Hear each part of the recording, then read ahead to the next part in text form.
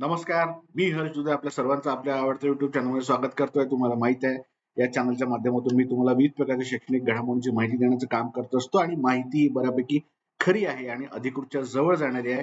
हे मला पटल्यानंतरच मी ती तुमच्याशी शेअर करत असतो. त्याच्यामुळे तुम्ही जर पहिल्यांदा हा व्हिडिओ बघत असाल किंवा पहिल्यांदा चॅनलला या व्हिजिट करत असाल तर आवर्जून चॅनलला सबस्क्राईब करा अशी मी विनंती करणार आहे. कारण की या चॅनलचा उद्देश एकदम साफ आहे, एकदम प्रामाणिक आहे. तो म्हणजे विद्यार्थ्यांना, विद्यार्थिनींना आणि पालकांना योग्य आणि खऱ्या शैक्षणिक घडामोडींची माहिती त्यांच्या मोबाईल मध्ये, त्यांच्या लॅपटॉपमध्ये, त्यांच्या संपूर्ण जे गॅजेट्स वापरतात त्याच्यामध्ये आली पाहिजे. या व्हिडिओच्या द्वारे त्यांना समजलं पाहिजे, जेणेकरून विद्यार्थ्यांचं शिक्षण चांगलं होईल, चांगल्या महाविद्यालयात प्रवेश मिळेल आणि पुढे जाऊन त्यांचं करिअर चांगलं होईल. त्याच्यामुळे मी हे चॅनल सुरू केलं आहे. त्याच्यामुळे हे चॅनल जर वाढवायचं असेल आणि याचा फायदा खऱ्या अर्थाने जे आपल्या समाजातील सर्व हुशार, प्रामाणिक आणि गरजू विद्यार्थी ज्यांना शिकायचं आहे यांच्यापर्यंत पोहोचवायचं असेल तर तुमच्या सहकार्याची गरज आहे. ते म्हणजे चॅनलला जाऊन आवर्जून सबस्क्राईब करा. सबस्क्राईबचं बटन तुम्ही आवर्जून दाबा अशी मी तुम्हाला विनंती करेन. या आजच्या व्हिडिओमध्ये मी तुम्हाला एका महत्वाच्या विषयावर माहिती सांगणार आहे. ते म्हणजे आता काही दिवसांपूर्वी मुलींचा मोफत शिक्षणाचा एक शुल्क सवलतीचा GR आलाय, शासन निर्णय आलाय. त्याच्याबाबत खूप मोठी अपडेट आहे, तीच आपण जाणून घेणार आहोत. त्याच्यामुळं आवर्जून व्हिडिओ शेवटपर्यंत पाहावा अशी मी तुम्हाला विनंती करणार आहे. यासोबतच मी तुम्हाला शालेय शिक्षण, उच्च शिक्षण, तंत्र शिक्षण, वैद्यकीय शिक्षण, CET सेट करून घेतल्या जाणारी परीक्षा, त्यांचे निकाल, कॅप राऊंड आता जे सुरू होत आहेत, कॉलेज कसे निवडायचे, पर्याय कसे भरायचे, शिष्यवृत्तींचे अर्ज ते विद्यापीठांच्या परीक्षा, कॉलेजमध्ये घडणाऱ्या घडामोडी ते विद्यापीठांच्या सगळ्या शैक्षणिक घडामोडींची माहिती तुम्हाला देणार आहे. त्याच्यामुळे तुम्ही चॅनलला सबस्क्राईब करा एवढी मी विनंती तुम्हाला करणार आहे. जसं की मी तुम्हाला आधी सांगितलं की या चॅनलच्या माध्यमातून मी तुम्हाला आज मुलींचे जे शुल्क सवलतीचा निर्णय आहे त्याच्याबद्दल मी माहिती देणार आहे. तर जाणून घेऊया.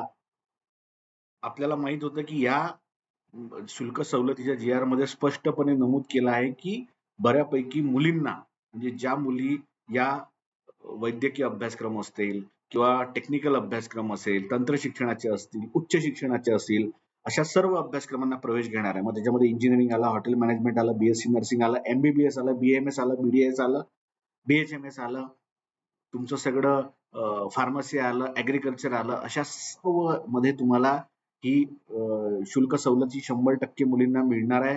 त्यांना फक्त काय करायचं आहे, त्यांना 2 महत्वाच्या गोष्टी करायच्या आहेत. ते म्हणजे एक तर कॅप राऊंड मधून प्रवेश घ्यायचा आहे, थेट जाऊन प्रवेश घ्यायचा नाहीये किंवा इन्स्टिट्यूशनल राऊंडला प्रवेश घ्यायचा नाहीये.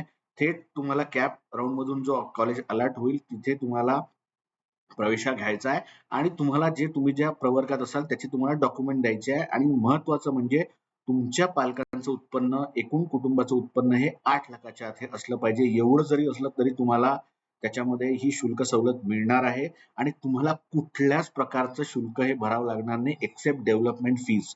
जेव्हा तुमचा क्रमांक हा कॉलेजमध्ये लागेल, कॅप राऊंडमध्ये तुम्ही जाल, तेव्हा तुम्हाला फक्त डेव्हलपमेंट फीज हे भराव्या लागणार आहेत.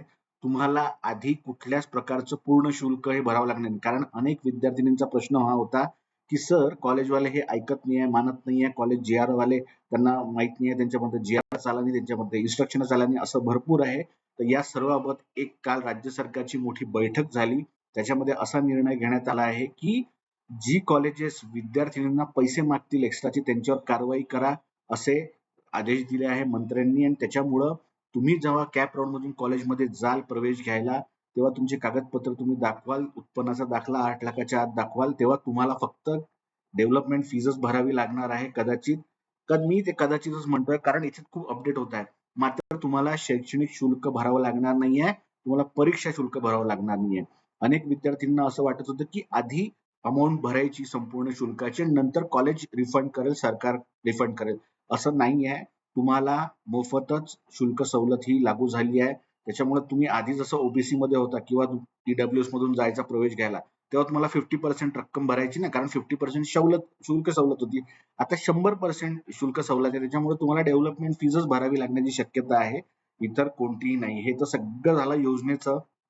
मात्र मला अनेकांनी विचारलं की याच्यामध्ये MBA, MCA, MTech, मास्टर्सचे म्हणजे मास्टर्स इन आर्किटेक्चर असेल, हॉटेल मॅनेजमेंट असेल, जे काही सगळे उच्च शिक्षणाचे अभ्यासक्रम असतील, मग याच्यात तुमचं एमटेक आलं, एमबीए, एमसीए आलं, मास्टर्सचे जेवढे अभ्यासक्रम असतील त्याला हे लागू असणार का, असा मला प्रश्न अनेकांनी विचारला होता. म्हणजे इथं वैद्यकीयमध्ये मी सांगतोय बरं, मी एमडीएस असेल, एमएस असेल, एमडी असेल, असे सगळे वैद्यकीय किंवा मास्टर्स असेल, सगळ्या जे काही मास्टर्स पोस्ट ग्रॅज्युएशन अभ्यासक्रम आहे त्यांना ही शुल्क योजना लागू असणार का? हो, त्यांना ही शुल्क योजना लागू असणार आहे.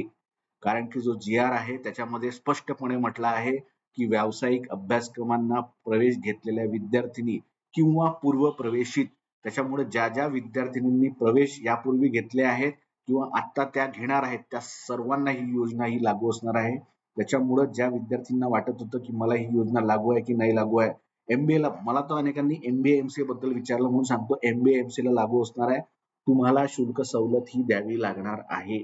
कारण तुम्ही जर ऑलरेडी फिट त्याच्यात जे काही या विद्यार्थ्यांना स्कॉलरशिप असेल त्यांनी तो लाभ घेतलाच असेल, तर या वर्षीच्या प्रवेश घेणाऱ्या त्या विद्यार्थिनी आणि पूर्व प्रवेशित म्हणजे यापूर्वी प्रवेशित घेतलेल्या विद्यार्थिनींनाही हे योजना ही लागू असणार आहे. जेवढे मास्टर्सचे पोस्ट ग्रॅज्युएशनचे अभ्यासक्रम आहे, मी का हे सांगतोय कारण मला ही माहिती एका अधिकाऱ्यांनी हे दिली आहे. आणि तुम्ही जर जी आर नीट वाचला असेल, जी आर नसेल तुमच्याकडे, तर माझा ग्रुप जॉईन करा टेलिग्रामवर, जर्नलिस्ट हर्ष दुधे म्हणून. चॅनल सबस्क्राईब करा, सॉरी त्याच्यावर मी अपडेट करत असतो. चॅनल आहे जर्नलिस्ट हर्ष दुधे, ते तुम्ही जॉईन करा.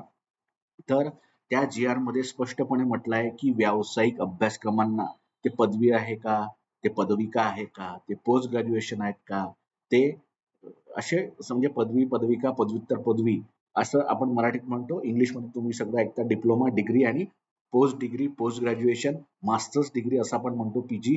तर ह्या सर्वांना ते लागू असणार आहे कारण की त्याच्यामध्ये फक्त एकच उल्लेख आहे व्यावसायिक अभ्यासक्रमांचा. त्याच्यामुळं खूप चांगली योजना आहे. याचा लाभ अधिकाधिक विद्यार्थ्यांनी घ्यावा. त्यासाठी सर्टिफिकेट, कागदपत्र सगळं काढून ठेवा तुम्ही. आणि सर्वात महत्वाचं, कॅप मधूनच प्रवेश तुम्हाला घ्यायचा आहे. ही योजना प्रायव्हेट युनिव्हर्सिटीज, डीम्ड युनिव्हर्सिटीजला लागू नाही आहे. तुम्हाला असं वाटल की मी मग प्रायव्हेट युनिव्हर्सिटीमध्ये जातो, कारण भरपूर प्रायव्हेट युनिव्हर्सिटीज झाल्या, डीम्ड युनिव्हर्सिटी सुद्धा आहे. प्रत्येक महानगरामध्ये आता यांचं प्रमाण वाढत आहे. तुम्हाला जर असं वाटलं की तिथे जाऊन मी डायरेक्ट मला प्रवेश मिळतोय एमबीएला, एमसीएला किंवा बीई बीटेकला किंवा बीएससी नर्सिंगला असेल, एमबीबीएसला असेल आणि तिथे मी प्रवेश घेतो मी बीएचएमएस, बीएमएसला, तर प्रायव्हेट युनिव्हर्सिटीज आणि डीम्ड युनिव्हर्सिटीजमध्ये ही योजना लागू नाही. हे सुद्धा तेवढंच महत्वाचं आहे. अनेक विद्यार्थी मला विचारतायत, विद्यार्थिनी, सर माझ्याकडे डॉक्युमेंट नाही, काय करू, कागदपत्र नाहीये माझ्याकडे, काय करू? बरोबर आहे, एकदम व्हॅलिड प्रश्न आहे तुमचा.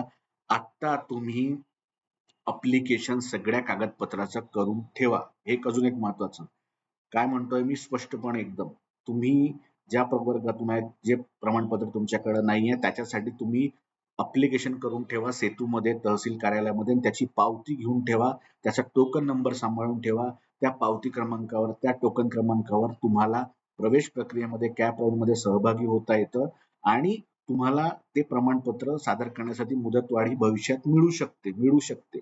दरवर्षी मिळते थोडीफार. त्याला सुद्धा एक 10-15 दिवस लागतो. तुमचा जेव्हा प्रवेश जाहीर होईल, जेव्हा तुम्ही ऍक्च्युली प्रवेश घ्यायला जाल तेव्हाच ते प्रमाणपत्र लागतं, त्याच्यापूर्वी लागत नाही. त्याच्यामुळे पावती आणि टोकन क्रमांकावर तुम्ही प्रवेश प्रक्रियेत सहभागी होऊ शकता.